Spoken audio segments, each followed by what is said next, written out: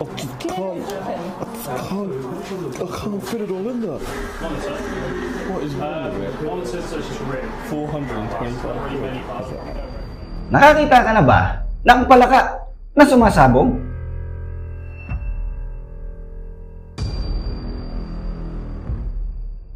Ang ahas na kinakain o nilulunok ang kanyang sarili?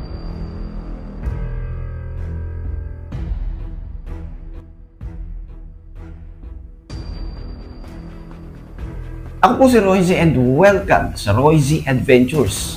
Napakaraming bagay dito sa ating mundo ang talaga namang minsan ay napakahirap ipaliwanag. Tara, talakayin natin itong mga strange phenomenon na hindi mo akalaing totoo palang nangyayari sa ilang mga hayop sa iba't ibang panig ng ating planeta.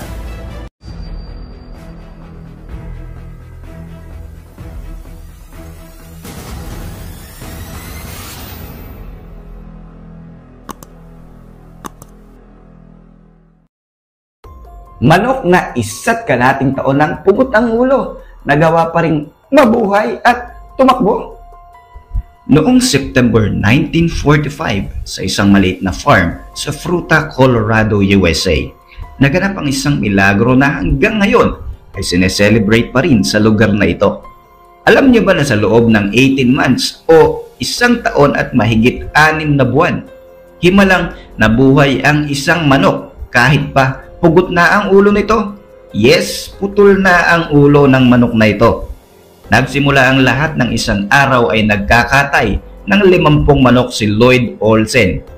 Isa sa mga manok na pinutulan niya ng ulo ay milagrosong nabuhay. Binansagan nga nila ang manok na ito na si Mike the Headless Chicken. Inalagaan ni Olsen ang manok.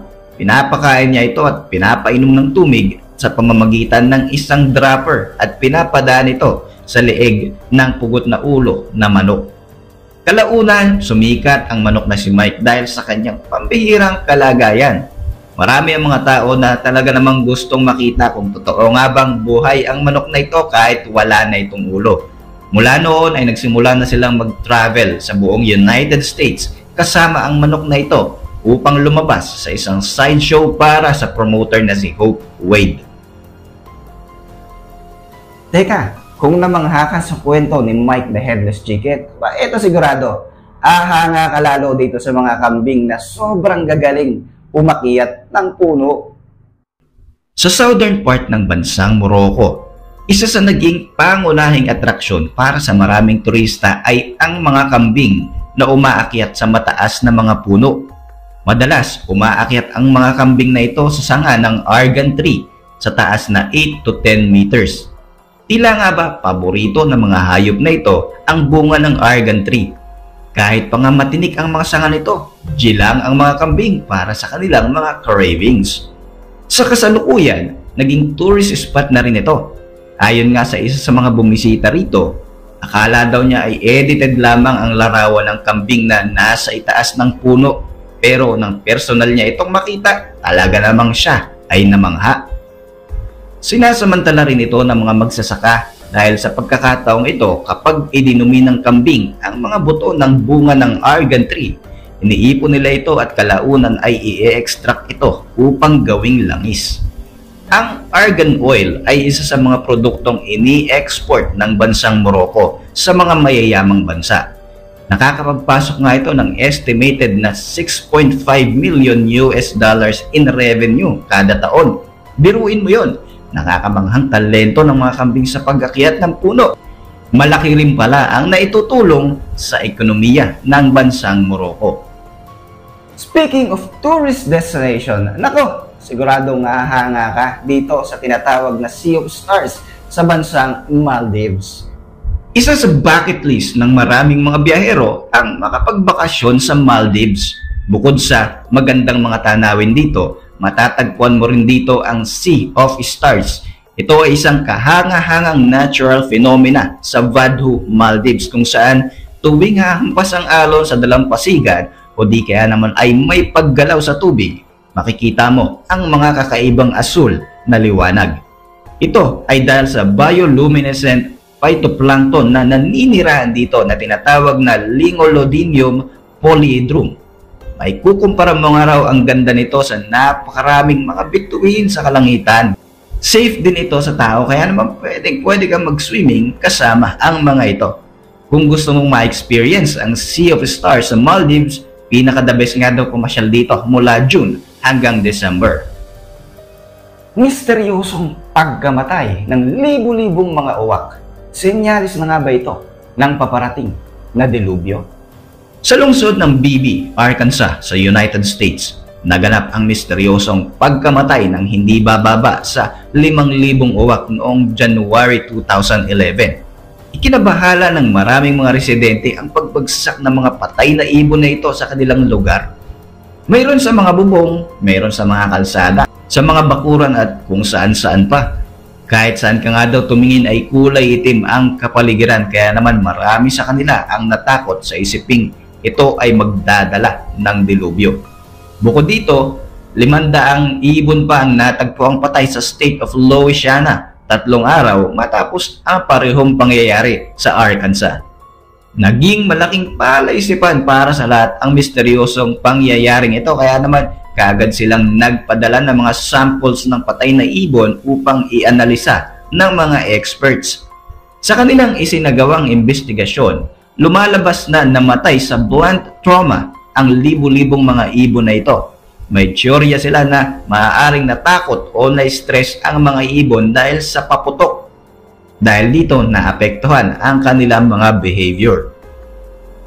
Nakakita ka na ba ng kalabaw na kulay pink?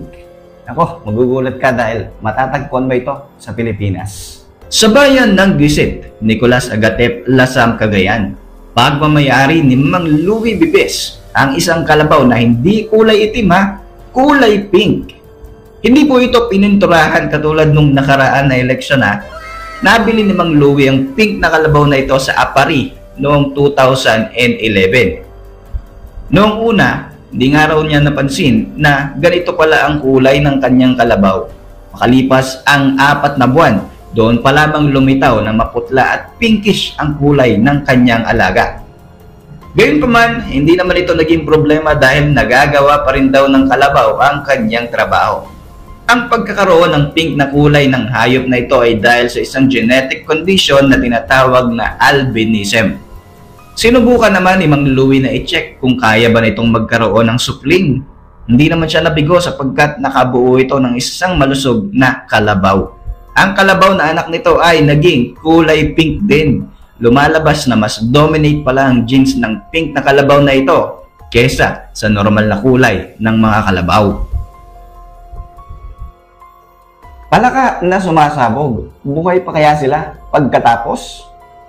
Noong spring season ng 2005, naging palaisipan para sa maraming tao ang misteryosong pagkamatay ng hindi bababa sa 1,000 palaka sa Hamburg, Germany. Nagkalat sa paligid ang pira-pirasong mga katawan ng sumabog na palaka na ipinagtaka talaga ng marami. Normal naman para sa isang palaka na palubuhin ang kanyang sarili ng hanggang 4 na beses sa kanyang normal size. Ito ay upang magmukha silang malaki at ma-intimidate ang kanilang mga predator. Isang bagay pa na common sa mga katawan ng mga palaka na matay na ito, nawawala ang kanilang mga atay. Nako, baka tinira to ng mga aswang. Ayon sa teorya ng mga scientists, maaaring bacterial infection ang nangyayaring ito. Nagsagawa sila ng pagtitest sa mga katawan ng mga palaka, subalit walang trace ng kahit anong bacterial infection dito. Kalaunan ay nagkaroon sila ng ebidensya na ang mga uwak pala ang dahilan kung bakit sumasabog ang mga palaka. Ayon sa isang scientist, matatalino ang mga uwak at madali itong matuto. Sa tuwing palulubuhin ng mga palaka ang kanilang mga katawan, dito na magsisimulang tukain ng uwak ang kanyang prey hanggang sa mabutas ito at sumabog. Doon na sila atake at kukunin ang atay ng palaka na paborito nilang agahan. Cannibalism ang tawag kapag ang isang hayop ay kinakain ang kapwa niya hayop. Pero ano nga kaya ang tawag kung ang hayop mismo ay kinakain ang kanyang sarili? Ang mga ahas ay isang uri ng predator na nilulunok ang kanilang mga pagkain ng buong buo. Alam nyo ba na mayroon palang pagkakataon na kinakain din ng ahas ang kanyang sarili? Ang mga ahas ay mga cold-blooded animals na kailangang palaging mag-regulate ng kanilang katawan o ng kanilang body temperatures upang manatiling mainit ang kanilang mga katawan. Kailangan nila ng mga external sources katulad sa init ng araw. Pero kapag nasobra ng init sa kanilang katawan, dito na sila nagsisimulang makaramdam ng stress. Nalilito ang mga ahas at nawawala sila sa kanilang katinuan. Bumibilis din ang kanilang metabolism na nagkakaroon sila ng false sense of hunger. Kapag nakita niya ang kanyang buntot, aakalain niyang ito ay isang uri ng prey. Dito na siya magsisimula ng self-cannibalism.